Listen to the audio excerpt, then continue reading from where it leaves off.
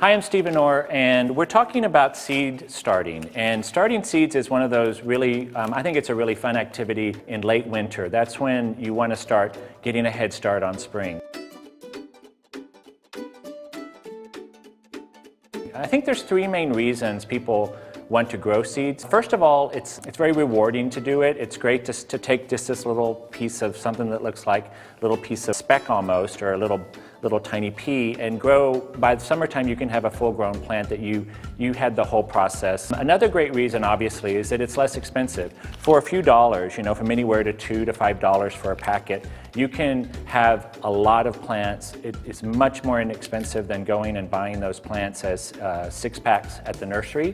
And then I think maybe almost the most important thing, and the reason I do it a lot, is because I have an unusual variety of tomato or interesting cucumber or a beautiful flower that comes in a great color that you can't find at the local home center, and you just really want to have it. So that's really another fun reason to do it. But today we're going to focus on seeds that you're going to start inside.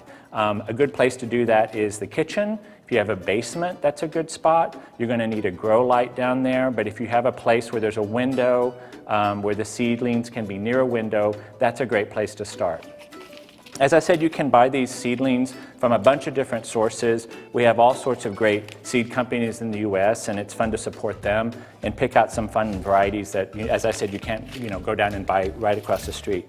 I'd say the first way I'll talk about it is these guys here. These have been started for a number of days, a few weeks perhaps. These are little fiber pots that are really handy because they're plantable. So you can, instead of having all these be plastic cells, what I like about this is all natural material. It's not more plastic. It can go in the ground, and it's biodegradable. What we have here are a range of seedlings. These are marigolds.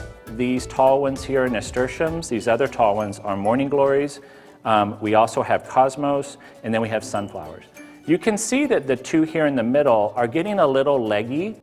In plant terms, that means that they probably need more light. So if we were growing these at home, if I was getting this much space between the leaves, I might want them half this size. You could move this to a brighter space where it's getting natural sunlight, but you could also use a grow light, as I said, and especially in the basement, you could just rig that up very simply with a pole, and just make sure you are buying a grow light. It is the bulbs that matter. They need to be bulbs that are made for growing plants. They have a certain spectrum that mimics daylight, so just look for that.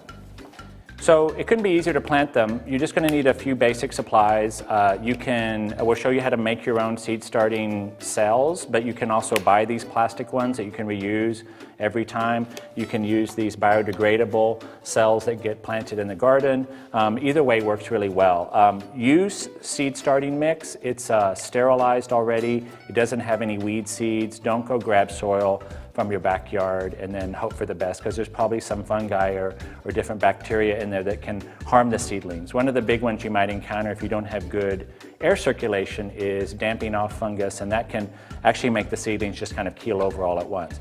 So if you have smaller seeds, and some seeds are really tiny, they even sell little kind of seed dispensers, but you don't need to go that far. If you're dealing with smaller seeds, one way to handle them is to use the crease of the packet or to put them in a larger piece of manila paper that you crease.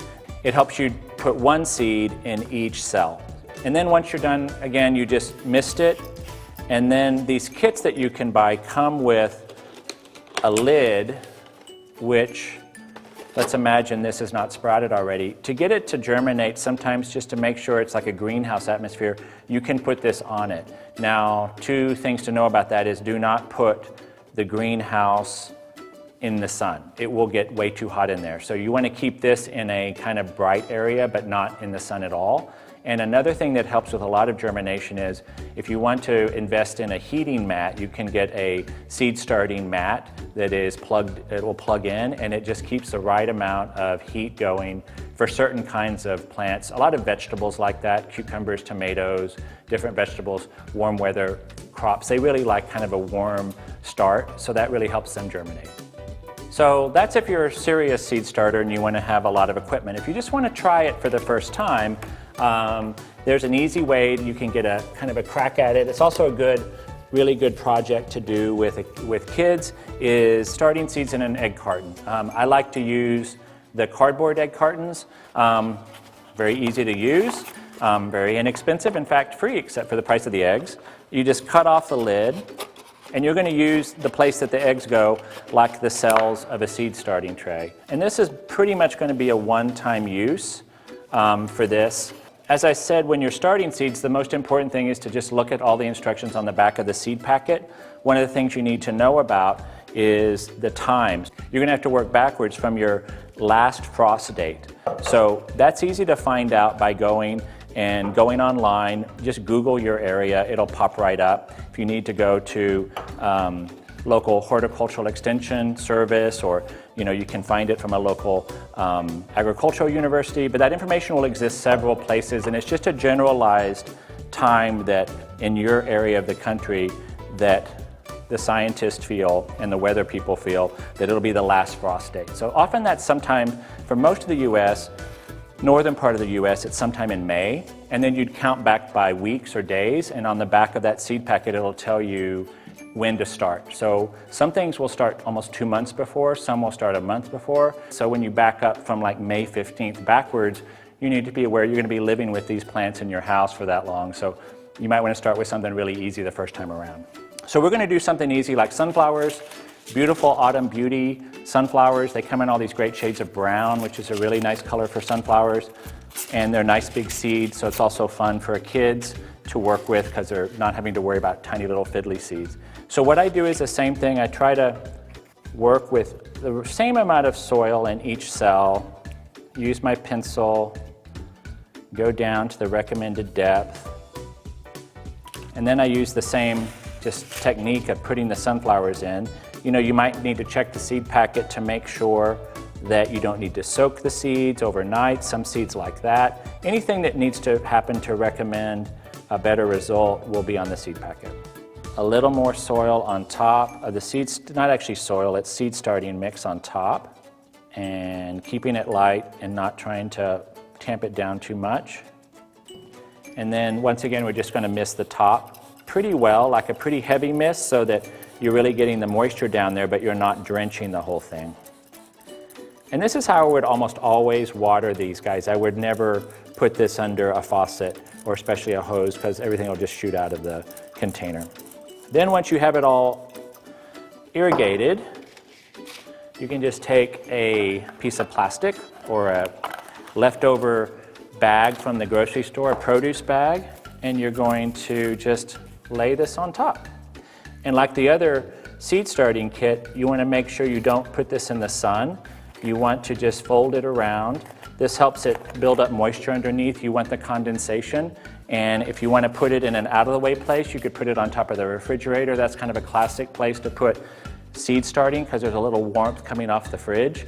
So that's a place some people have started seeds. Once they start to emerge, you want to move it to some place where it's getting really bright, indirect light. And then as they get bigger, you might want to put it closer to the sunshine, but maybe not completely in full sun. So as the seeds start emerging, and these have just started in the ones we did a few days ago, as the seeds start emerging, you'll see funny things like the little seed capsule will pop off these first set of leaves. Often the first set of leaves are not what's called the true leaf. The first set of leaves is just kind of a seed leaf, and then you get the true leaves on the second. So when you're looking for the right time to transplant, you probably would have at least 2 or 3 sets of true leaves happening on these guys.